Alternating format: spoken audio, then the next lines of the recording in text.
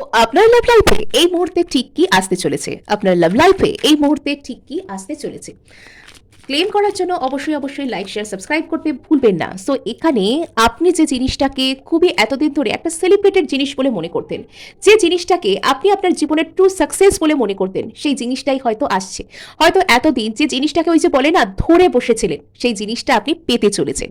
আচ্ছা, so huge success কিন্তু আসছে। যে জিনিসটাকে আপনি এতদিন ভীষণ পরিমাণে মিস করছিলেন, আপনার মধ্যে হয়তো সেই জিনিসটা ছাড়া একটা কোনো একাকিত্ব কাজ করছিল, কোনো ব্যক্তি, কোনো কমিটমেন্ট, কোনো জিনিস, কোনো মানুষ, এখানে লাভ লাইফ যেহেতু মানুষই হওয়ার সম্ভাবনা বেশি, তো সেই জিনিসটা কিন্তু আপনার জীবনে আসছে।